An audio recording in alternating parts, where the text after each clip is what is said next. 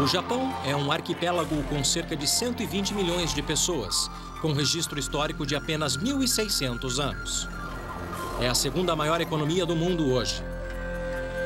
Aos olhos da história, o sucesso do Japão aconteceu da noite para o dia, mas ele não foi repentino. Cultivando um legado antigo, o Japão moderno continua ligado ao seu passado. Influenciados pelo Shintoísmo e o Budismo, as duas maiores religiões, os japoneses desenvolveram vários métodos e técnicas que passaram de geração para geração. Durante séculos, os artífices japoneses lutaram para se tornarem unos com os materiais escolhidos, aperfeiçoando aos poucos seus métodos. Embora muitos ofícios lutem para se manter no mercado moderno, a essência dessa sabedoria permanece. Ela foi a chave do sucesso do Japão, e ainda é. E eu vou lhes mostrar como a sabedoria da antiguidade ajuda a explicar a maravilha industrial do Japão moderno.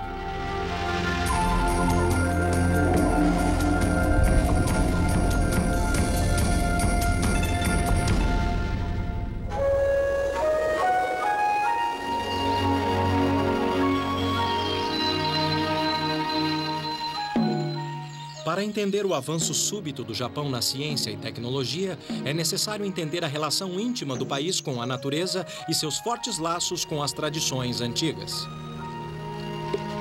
Os antigos acreditavam que um espírito, ou kami, vivia em tudo. Principalmente nas árvores.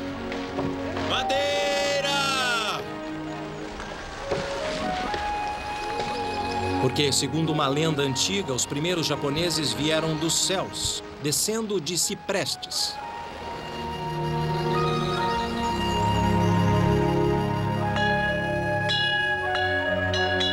O budismo e o shintoísmo, as duas maiores religiões do Japão, permeiam cada aspecto da vida.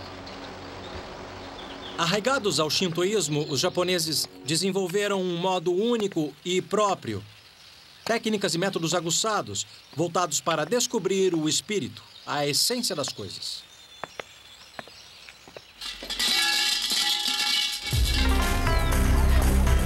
A busca da essência, que modelou a tecnologia moderna, floresceu na antiga capital, Kyoto. É aqui que o mundo antigo e moderno se encontram. As construções na parte velha da cidade são o testamento do amor dos japoneses pela madeira. Sua ligação espiritual com as árvores inspirou as técnicas de construção antiga do Japão.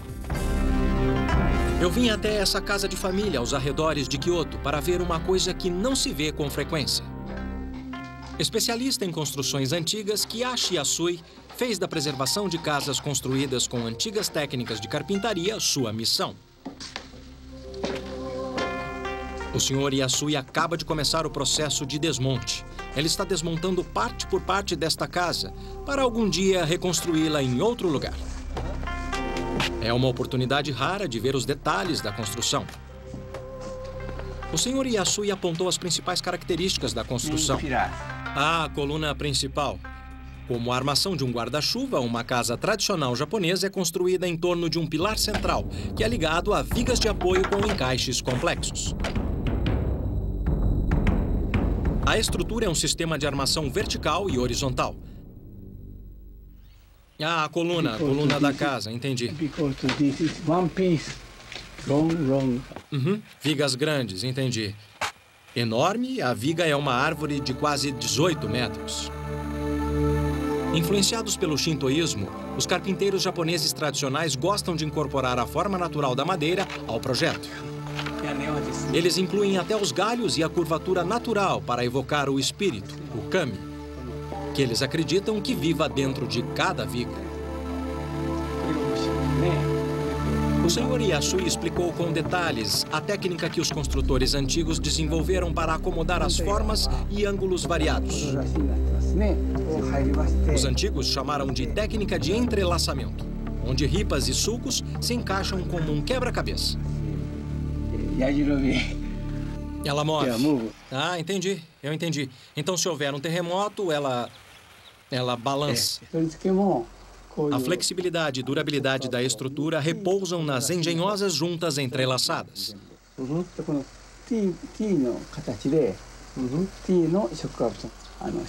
A questão das juntas é como peças de quebra-cabeça, e esses caras vão me mostrar como é. Onegai shimasu?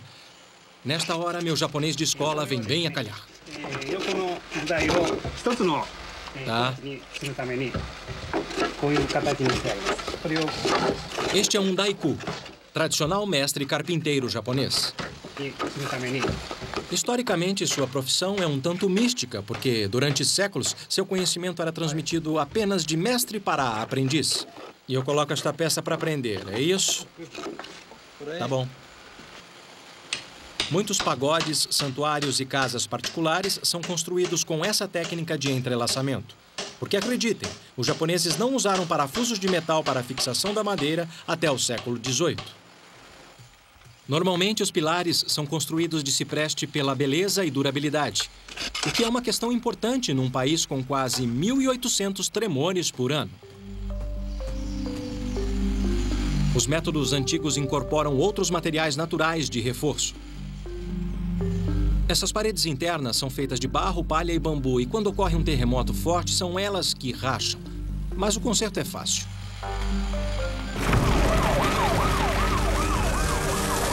Em 1995, um terremoto de 9,6 em Kobe destruiu 100 mil residências construídas no estilo tradicional em apenas 20 segundos, deixando 300 mil pessoas desabrigadas e matando milhares. No entanto, no mesmo terremoto, os pagodes mais altos permaneceram em pé. Embora tendo centenas de anos e construídos usando a mesma técnica de entrelaçamento, eles não desabaram. Intrigado com o mistério, eu quis saber mais. Então fui ao pagode no templo Kiyomizu para encontrar um especialista. Peter Kazuo Mishinzawa é professor de engenharia estrutural na Universidade de Kyoto. Como é que funciona? Ele explicou que, apesar de a flexibilidade da técnica de entrelaçamento aumentar a resistência ao terremoto, o componente crucial está no interior. Segundo o professor Mishinzawa, a resistência ao terremoto é uma questão de movimento e harmonia. O incrível é que o segredo está no pilar central. Diferente daquele na casa preservada do Sr. Yasui, este não serviu de apoio central, mas como uma espécie de poste telefônico no centro do pagode. O mais incrível é que este pilar vertical foi fixado apenas no primeiro andar, mas em nenhuma parede.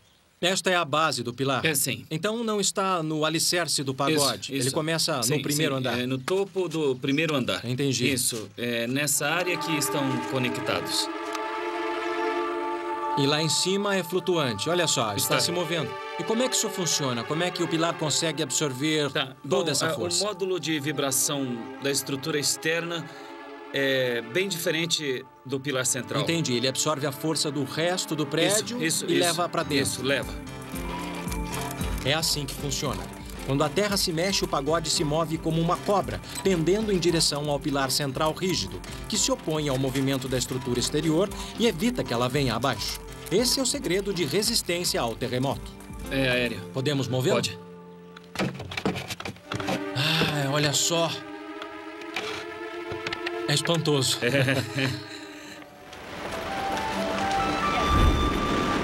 A tecnologia do pagode antigo foi incorporada na construção de um dos mais novos arranha-céus de Tóquio. Por fora não dava para ver, mas eu sabia onde procurar. Eu me encontrei com o Sr. Tatsuo Anada, chefe de tecnologia e pesquisa da construtora. Ele me levou aos bastidores para mostrar a coluna vertebral do arranha-céu. O Sr. Anada salientou que o conceito da coluna central foi adaptado nas 4 colunas que dão suporte ao prédio.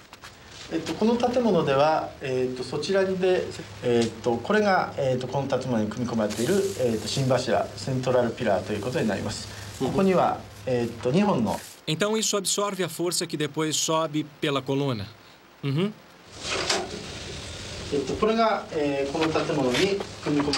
4 colunas de aço maciço formam o núcleo flexível desse arranha-céu de 37 andares. Uhum. Hoje, os engenheiros modificam o conceito de coluna livre do pagode. Usando placas de aço flexível, eles conectam as colunas à superestrutura do prédio. Então, isso absorve o choque. O modelo mostra as colunas como tiras elásticas que permitem que o prédio oscile quando a terra se mexe. Até agora, nenhum dano por terremoto foi registrado. E funciona mesmo, hein? É, sim.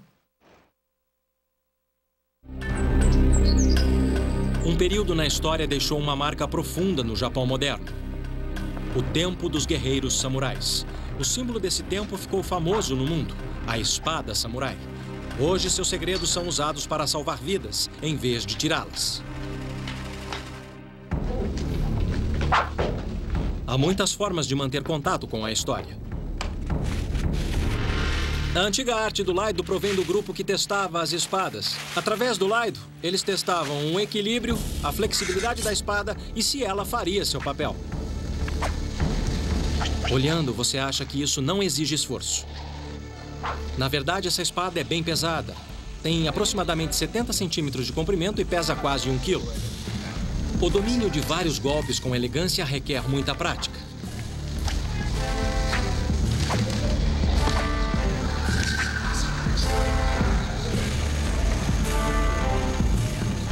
Mas o movimento exigia competência.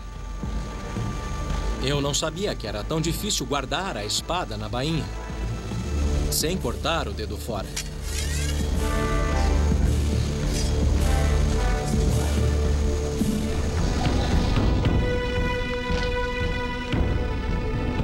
Os samurais eram conhecidos pelas espadas porque ninguém, além de um samurai, podia portar uma. Os samurais também eram conhecidos como bushi e seu modo de vida como bushido. Era um modo de vida onde ideais como honestidade, incorruptibilidade e frugalidade se opunham aos bens materiais. Além da espada, os bens mais preciosos para os samurais eram o orgulho e a honra. A reverência dos japoneses pelos samurais e suas espadas lendárias é de milhares de anos. Um ferreiro passava seu segredo para a geração seguinte. A princípio, o conhecimento de metalurgia foi introduzido no Japão pela Coreia e China, e possivelmente até a Índia. Yoshikazu Yoshihara segue a tradição da família. Agora, em seu 20º ano de treinamento, ele está perto de se tornar um mestre. O aço que ele usa foi derretido em um processo antigo que produz tamahagani, ou aço precioso. É um aço rico em carbono, um dos segredos para forjar uma lâmina afiada.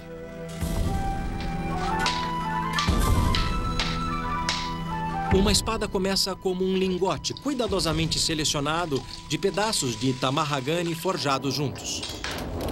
Depois de selecionar a mistura perfeita de aço, o Sr. Yoshihara pode tirar vantagem das variações naturais do aço. Isso pode parecer surpresa, mas são as variações que dão à espada beleza, personalidade e eficiência também. O lingote é dobrado, martelado e esfriado várias vezes, criando milhares de camadas fundidas uma à outra. Pela cor do metal aquecido, o ferreiro sabe quando a temperatura está correta. Na 10ª geração de mestres artífices, o Sr. Yoshihara é um tesouro vivo do Japão. O governo japonês o reconheceu como exemplo da tradição antiga na arte de fazer espadas. Qual é o segredo para se fazer uma espada perfeita?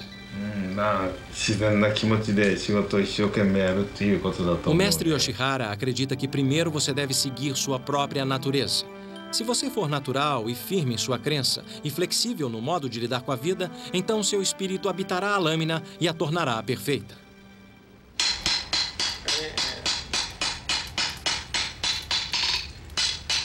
Cada ferreiro tem sua própria fórmula. Yoshikazu admite que seu pai ensinou que são necessárias no mínimo 12 dobras. Mas há outros segredos, incluindo padrões rígidos para calor e resfriamento. Assim, a fórmula produz uma lâmina dura com a flexibilidade de um salgueiro.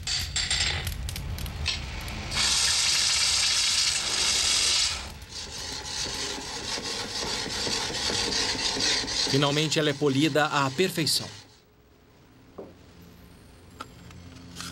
Hoje, a história mortal da espada é esquecida facilmente diante de sua beleza marcante.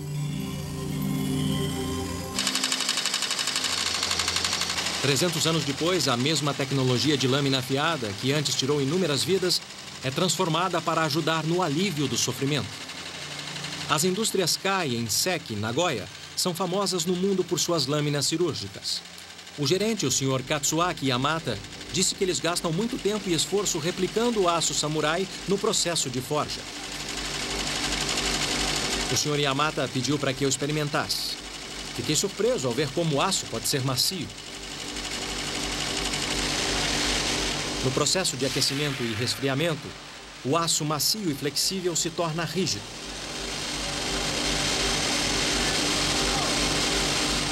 É tudo uma questão de carbono. Sob o microscópio eletrônico, partículas de carbono estão presentes na superfície do aço não processado. Depois de uma série de aquecimento e resfriamento, as partículas de carbono vão para dentro da lâmina, conferindo força ao aço. Já na espada samurai, o aço final mostra camadas produzidas pelas dobras, que dão flexibilidade às lâminas.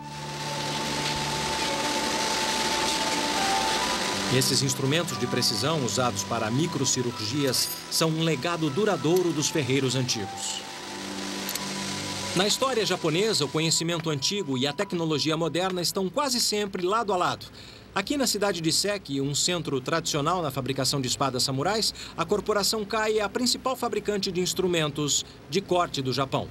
Como nos tempos dos samurais, a melhor lâmina é flexível e não perde o corte. As guerras marcaram a era samurai. Medidas de segurança engenhosas protegiam um comandante supremo ou shogun de ataques furtivos. Parece uma casa de passarinho aqui dentro. Mesmo no Castelo Nijo, em Kyoto, o shogun nunca se sentia totalmente seguro. Então, para se prevenir de intrusos, ele instalou o chamado piso rouxinol. É um piso que canta como se fosse um rouxinol. Ele funciona assim. Montado em cima de tábuas de assoalho, presilhas de ferro são friccionadas, criando o som de um gorjeio quando alguém pisa nas tábuas. A inovação sublinhou a era samurai até o fim. Foi um tempo de paz. Sem a ameaça constante de guerra, a vida de um samurai continuou sendo definida pelo ritual. Foi quando a famosa cerimônia do chá se desenvolveu. A cerimônia do chá se tornou tão popular que iniciou uma indústria, principalmente na antiga capital, Kyoto. Adornando as cerimônias de chá dos samurais, milhares de xícaras e tigelas chamadas de louças kiwaki eram modeladas à mão para incorporar o espírito especial da cerimônia. Apesar de a cerâmica estar entre os materiais naturais mais antigos da humanidade, o método de produção permaneceu constante. A modelagem secular da argila deu aos japoneses um profundo conhecimento da capacidade dos materiais. Embora a eletricidade tenha substituído a roda de pedal, poucos oleiros, como o mestre Imi, mantêm a antiga tradição kiwaki viva. Ele me deu uma lição da arte antiga de modelar.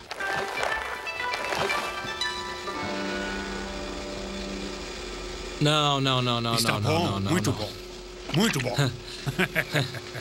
Ele está sendo educado. É um país de gente muito educada. O segredo é a uniformidade. À medida que o mercado ficou maior e mais sofisticado, houve uma procura por formas novas e incomuns.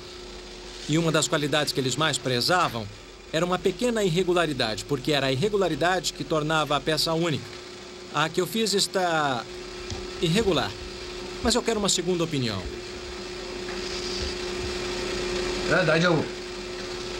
Nada mal. Ah.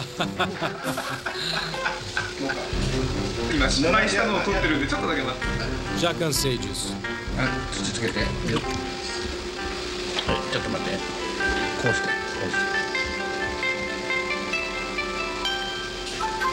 Se não tomar cuidado, nessa etapa você pode perder todo o trabalho.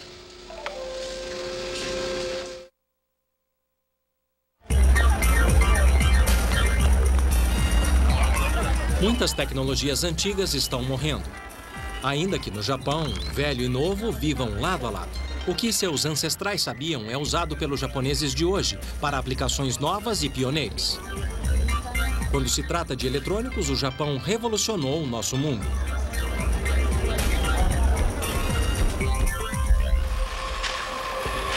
A procura pela essência deu aos japoneses um conceito. e, por fim, uma vantagem econômica.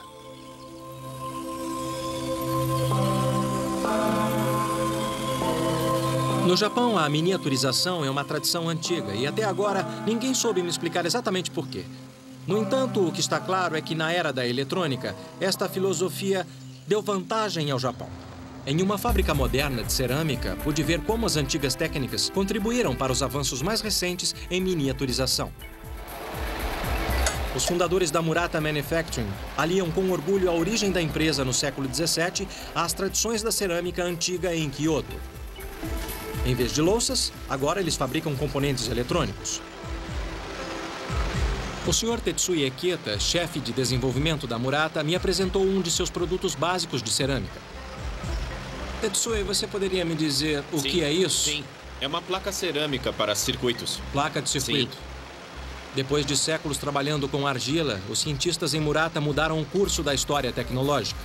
Desenvolveram cerâmicas inovadoras. Assim como um material clássico, elas podem ser moldadas em qualquer formato. Mas o melhor é que elas têm propriedades elétricas. Os antigos fornos foram substituídos por fornos eletrônicos que operam em temperaturas precisas. Da mistura de componentes até o resfriamento das placas acabadas, o controle preciso é a chave para o sucesso. E ela está quente mesmo quando sai. Mas não sai quente, porque a zona de resfriamento fica aqui. Ela esfria, tá bom. Pois é. Vamos ver. Essas placas de circuito são cerâmicas preparadas com propriedades agregadas. Essa placa já está pronta, né? Está totalmente acabada. Sim. Eis a diferença. As cerâmicas clássicas não têm utilidade elétrica.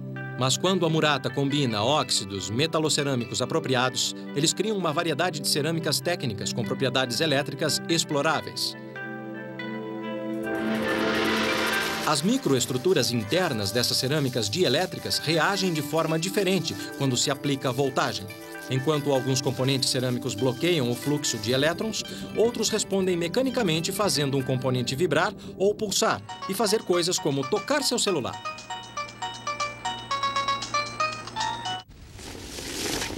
Minha próxima parada é uma área controlada de pesquisa. Vamos lá? O filme é uma cerâmica? É, filme cerâmico. Nesta área livre de contaminação, eles trabalham em um componente experimental. A base é uma mistura de cerâmicas técnicas aplicadas com moderação num filme plástico fino. Quando aquecido no forno do processador, o filme cerâmico ultrafino encolhe e fica mais fino ainda. Em um processo secreto, camadas de filmes cerâmicos microfinos são usadas na elaboração de componentes eletrônicos complexos. Um dos componentes fica nesses capacitores minúsculos fantásticos. Ele fornecerá circuitos de memórias ainda menores. De louças a eletrônicos, é mesmo incrível como o Japão conseguiu trazer a tecnologia antiga para os nossos tempos modernos. Mas a origem antiga de uma ferramenta usada para inspecionar os poderosos microchips de hoje é ainda mais incrível.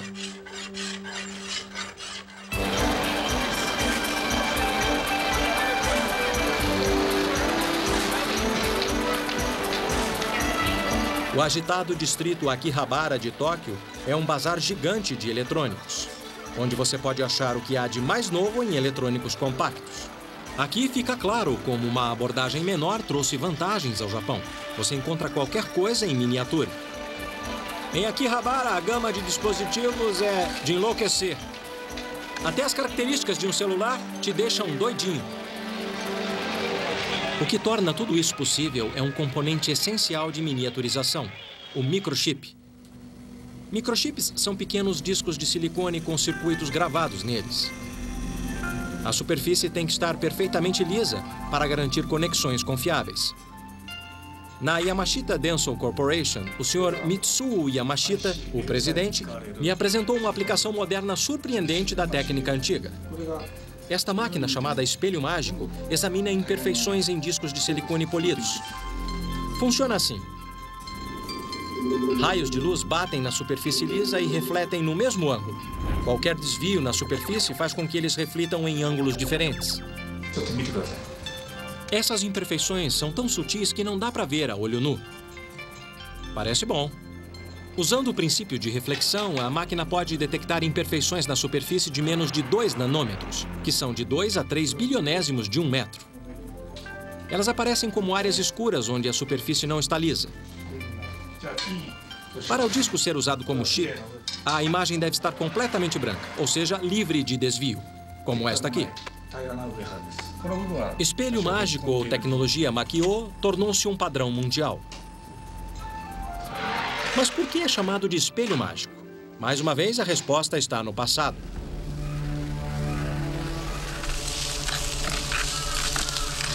Uma tecnologia antiga importada da China, o espelho mágico teve um renascimento no meio do século XVI no Japão.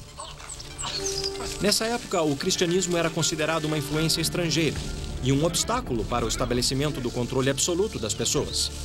Ser cristão era ilegal.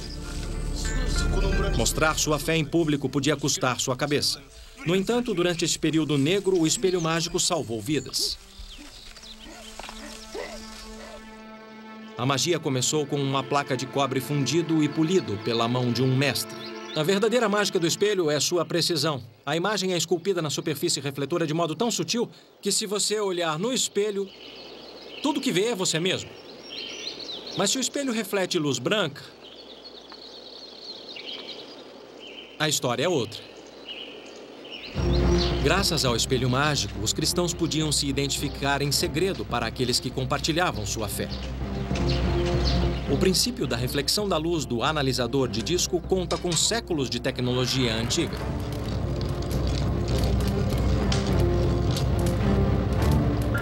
Para descobrir como a imagem fica dentro do espelho, eu visitei uma oficina tradicional em Kyoto. A família Yamamoto faz espelhos mágicos há quase 200 anos. Eles seguem um processo antigo com poucos toques modernos. O cobre é derretido a cerca de 1.300 graus centígrados nessa pequena fornalha a gás. Embora seja uma receita secreta da família, dizem que os melhores espelhos são feitos de 5 partes de chumbo, 15 partes de estanho e 80 partes de cobre. Um pouco de palha queimada filtra qualquer impureza da superfície quando este é despejado no molde. Parecia tão simples que eu resolvi tentar. Vamos lá. Isso me deixa um pouco nervoso. Ah, isso é quente demais. Ai, mais quente que 1000 churrascos. Agora, o truque é despejar sem espirrar e queimar meu pé. Parece que o meu rosto está queimando. Pronto. Vamos ver se esse vai ser mágico. Por alguma razão, eu acho que não.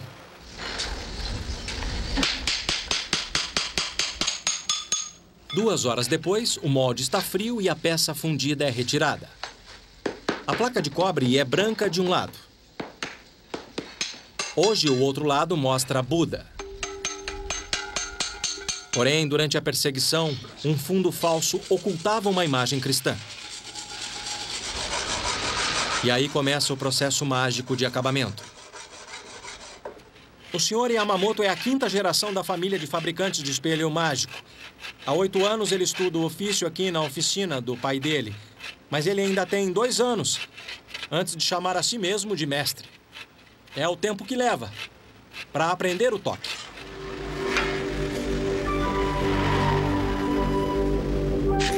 Raspar e polir cria variações microscópicas na superfície, que produzem uma imagem refletida similar à que está atrás. São necessárias semanas de raspagens cada vez mais refinadas para criar a imagem na superfície do espelho. O Sr. Yamamoto usa um pedaço de carvão, como este aqui, para a etapa final no processo de polimento. Como não pode ver se poliu corretamente, ele tem que sentir. O processo inteiro leva quase 3 meses, do começo ao fim, mesmo para o artífice mais habilidoso. Somente um toque experiente revelará, por fim, a imagem mágica. Quando o espelho está polido, ele é coberto com uma fina película de níquel. Até este momento, parece um espelho comum. Para a etapa final do processo, ele é levado para fora, para ver se a imagem de trás é refletida pela frente. Se a luz estiver certa, reflete.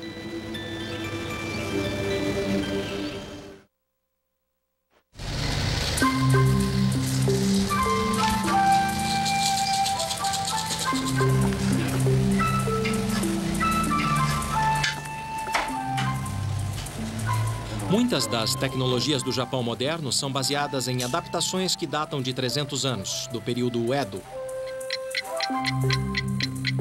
No século XVII, um relógio mecânico europeu foi trazido de presente ao Japão, o que despertou uma inovação inimaginável.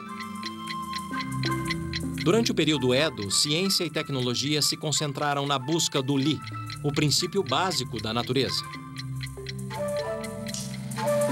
Quando os artífices bateram o olho no relógio, ficaram tão assombrados com seus movimentos que eles o desmontaram para descobrir a força que o movia. Molas e engrenagens escondidas no relógio faziam a mágica assombrosa. Esse foi o início do karakuri, uma tradição de dispositivos mecânicos desenvolvidos para te pegar de surpresa. A crença era que a tecnologia deveria ser uma extensão das ações humanas. Assim, os antigos desenvolveram bonecos humanoides e marionetes. Baseado no relógio, seu mecanismo armazena energia ao darmos corda, que depois de liberada se traduz em movimento.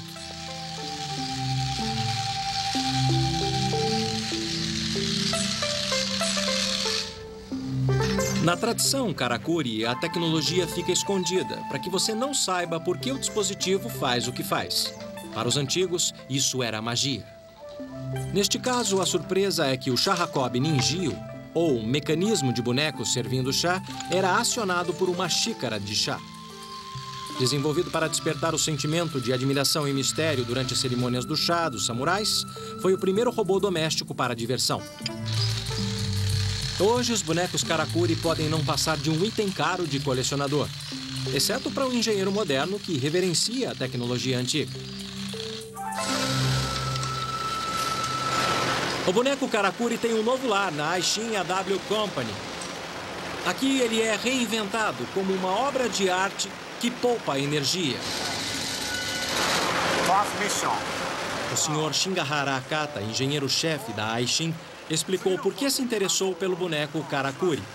Essa é a máquina velha. Nesta fábrica, peças pesadas são movidas de um ponto da montagem para outro através de esteiras elétricas complexas. São motorizados. Para um trabalho tão simples, ele achou que devia haver um jeito melhor. Recuperando um mecanismo do passado, o Sr. Akata copiou o antigo boneco karakuri de madeira usando materiais modernos.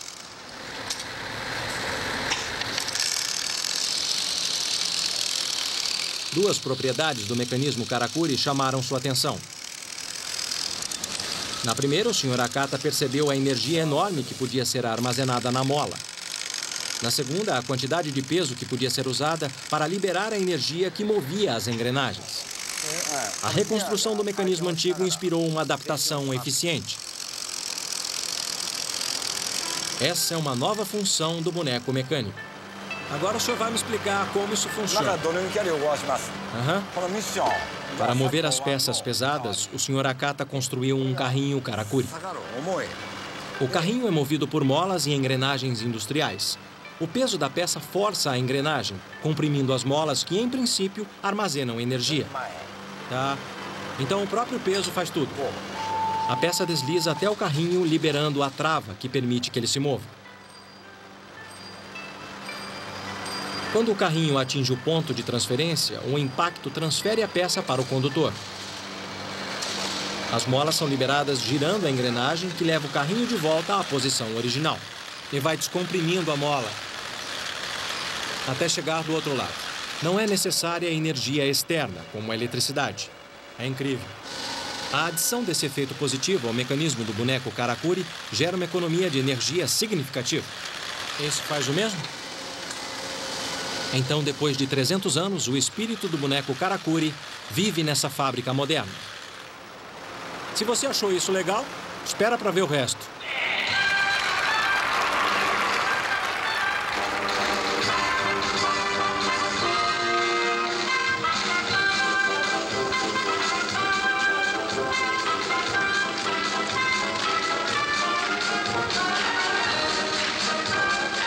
Mais incrível ainda, eles me disseram que os robôs estão tocando pra valer.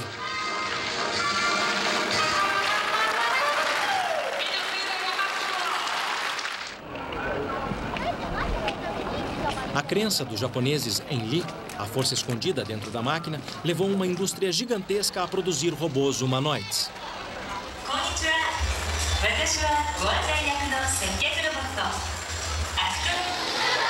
As crianças japonesas adoram. Desde pequenas, elas aprendem como interagir com eles. Já para mim, falar com um robô foi uma experiência totalmente diferente. Segundo o manual, essa figurinha aqui fala 4 idiomas diferentes. Olá, robô, você fala a minha língua? Será que ele é meio tímido? Robô, pode me dizer onde fica o teatro? O robô do teatro está aqui, correto? Correto. Vá pela saída dos fundos e vire à esquerda. Vire à direita na junção T e você o verá na sua frente. Muito obrigado. Apesar de os robôs da exposição serem fascinantes, uma visão do nosso futuro relacionamento com as máquinas exige uma visita a um humanoide já lendário. O Dr. Hiroshi Kobayashi construiu Saya, a recepcionista. Essas são as palavras que ela conhece? Podemos tentar? Sim, pode tentar. Levou 12 anos para ele criar suas emoções. Konnichiwa? Konnichiwa. 大学のこと、私、Sayaについてご案内できます。大学、Saya、どちらにしますか? Como vai? 元気よ? Ela vai bem? Isso mesmo. Nossa. どうしたの? Idiota. バカじゃないわよ。 Posso te tocar? 嫌よ。 Vou bater em você. Tchau. Bye bye. Como no espírito Karakuri, o mecanismo do robô fica escondido. Só que mais parecido com um filme de ficção. Bom, na verdade existem quase 20 pontos no rosto. Depois de processada por um computador, a palavra dita dispara uma sequência de ações mecânicas. 19 linhas de ar comprimido com mangas contraídas especiais ficam presas atrás do rosto do robô. O ar comprimido faz a manga contrair e demonstrar 12 expressões faciais. Puxando... Puxando. Por que se dar ao trabalho de produzir uma coisa que pareça um ser humano? Por que não ter uma caixa que fala? Porque a realidade é muito importante para a comunicação entre humanos e o robô. Uhum. É por isso que eu me concentro na quebra da barreira do robô. Entendi. Você quer convencer as pessoas que estão falando com um ser humano de verdade. Então você está no caminho certo. Se a história serve de indicação, Saya é um exemplo que mostra até onde a tecnologia antiga pode ir. Bye bye. É claro que há 2000 anos, os tecelões de seda do Japão não imaginaram o impacto de seu ofício, principalmente no campo da biofarmacêutica. E foi sua sabedoria antiga que forneceu aos engenheiros genéticos as pistas para uma proteína que salva vidas.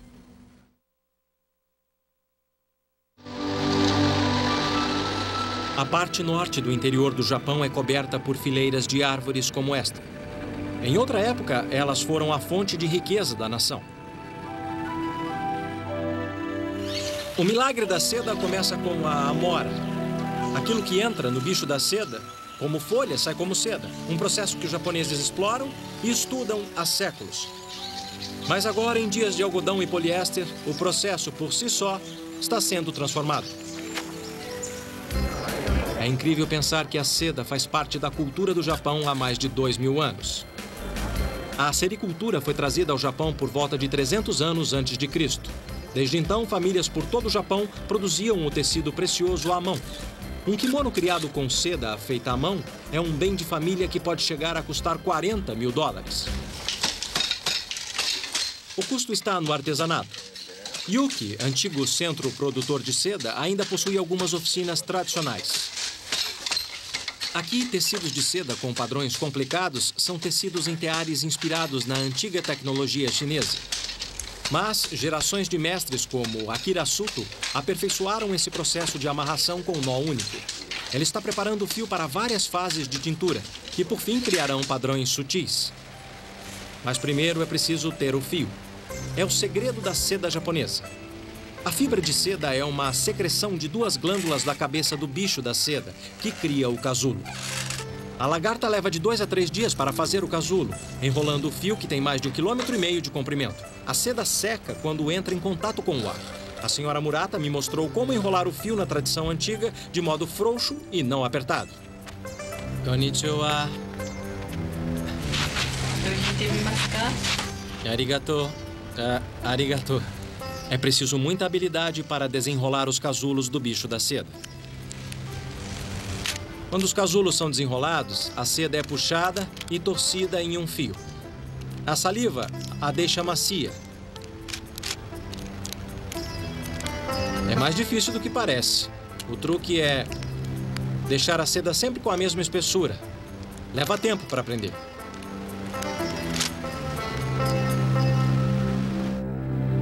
Depois de 1 ano de trabalho duro, essas peças de arte são a recompensa do tecelão habilidoso.